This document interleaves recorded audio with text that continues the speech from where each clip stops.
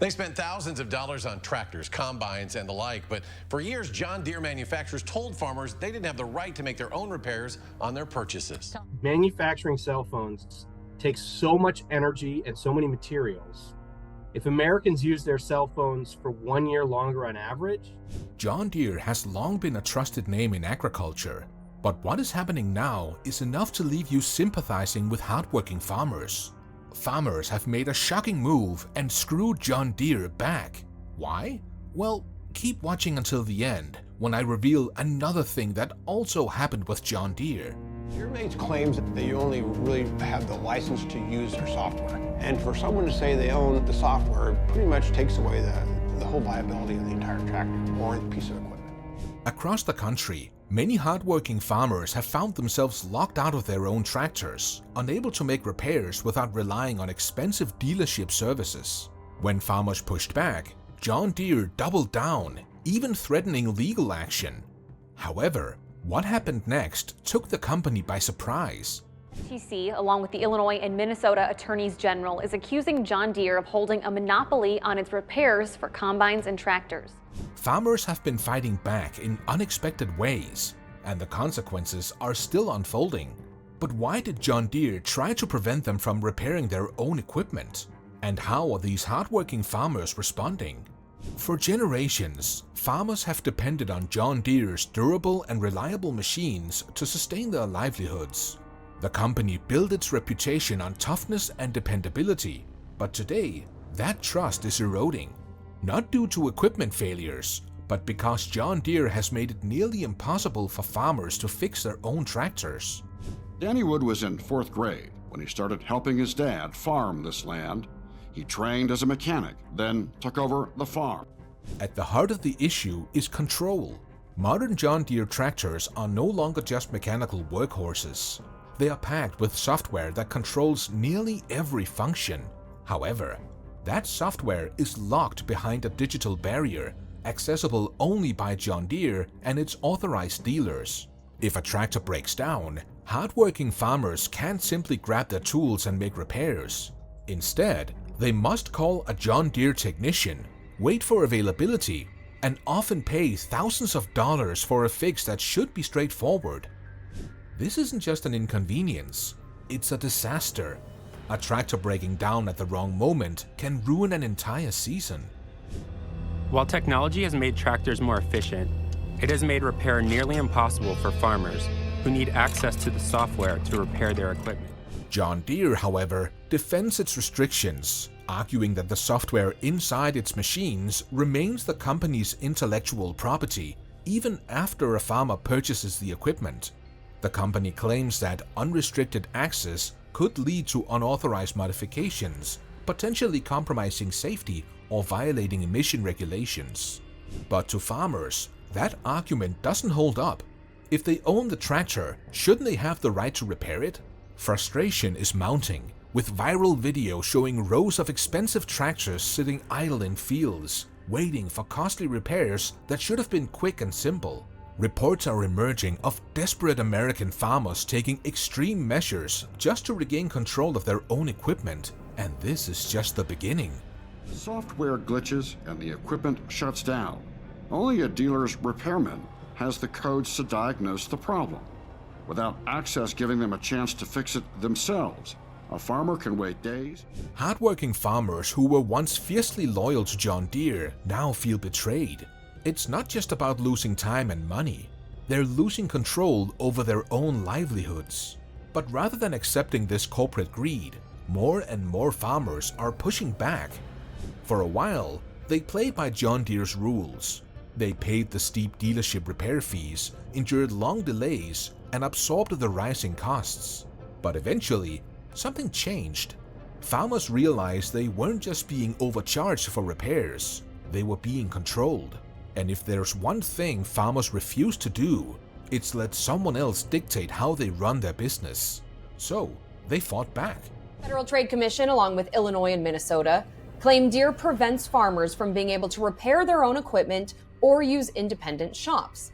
At first, it was quiet. Just a handful of determined American farmers searching for ways to reclaim control. They explored the software logs, looking for loopholes. Some discovered workarounds, hacking into their own tractors to override John Deere's restrictions. It wasn't easy, and it wasn't legal, but it worked, and this encouraged them. They began sharing repair hacks in underground forums, exchanging knowledge on how to bypass Deere's digital barriers. Word spread quickly. What started as a few frustrated farmers soon grew into a nationwide movement, with hardworking farmers across the country organizing and demanding the right to repair their own equipment. Bringing in records amounts of profits, then it's worth investing in that group of workers to make sure that you continue to have that sustained success. Social media became their battleground as frustrated farmers took to the internet to share their struggles. Politicians soon took notice. Lawmakers in multiple states introduced right-to-repair legislation aimed at breaking John Deere's monopoly on tractor repairs. Advocacy groups joined the movement, arguing that farmers should have the legal right to repair their own machinery without corporate interference. With his tractor as a backdrop, as Colorado Governor Jared Polis signed America's first Farmers' Right to Repair law, so manufacturers must sell software to farmers or independent repair shops. Caught off guard by the backlash, John Deere scrambled to control the damage, but it was too late. Some farmers illegally modified their equipment, bypassing John Deere's digital logs to regain full control. They weren't trying to steal software or profit from hacking. They just wanted the freedom to repair their own equipment. But under current laws, these farmers were technically violating copyright regulations, and this put them at legal risk simply for fixing their own machines.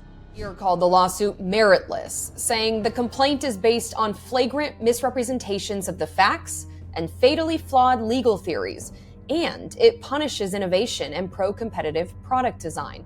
John Deere had spent years tightening its control over tractor repairs, confident that farmers would have no choice but to comply. But as their restrictive policies gained national attention, that confidence began to waver. Farmers weren't just frustrated, they were exposing Deere's tactics to the world, and the backlash was growing louder by the day. Farmers will have access to the same Deere documentation, data, and diagnostic tools used by the company's authorized repair shop. For decades, John Deere had built its brand on reliability and trust. Now, its name was becoming synonymous with corporate greed. Hardworking farmers who had been loyal to the brand for generations were now actively seeking ways to avoid it altogether. If this content resonates with you, be sure to give this video a big thumbs up and subscribe to the channel. Moving on. Owners of John Deere tractors and other farming equipment in the U.S. will now be able to repair their own equipment. It's under a deal reached between the American Farm Bureau Federation and John Deere. Looks like it's a short-term deal to maybe, calm the talk that's out in the countryside about not being able to pick or fix our own equipment. In a desperate attempt to ease tensions, John Deere announced a new policy allowing limited third-party repairs. They partnered with select independent repair shops and promised to offer some diagnostic tools. But farmers weren't convinced. The changes were riddled with loopholes, still keeping the most critical software access under lock and key. Critics dismissed it as a mere PR stunt aimed at appeasing lawmakers rather than genuinely helping farmers. Instead of rebuilding trust, John Deere's half-hearted concessions only deepened the skepticism. American farmers aren't the only ones being locked out of their own equipment. The right to repair battle is unfolding in tech, automotive, and other sectors. Apple, for example, has spent years restricting repairs by using proprietary screws, serialized parts, and software locks that prevent unauthorized fixes. The manufacturer of the ice cream machines deliberately built in flaws in order to profit on repairs when their own technicians have to fix the machines. The pattern is clear.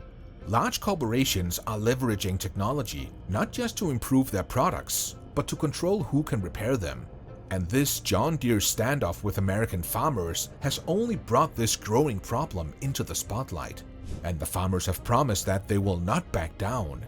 If you found this interesting, check out our channel for more shocking news.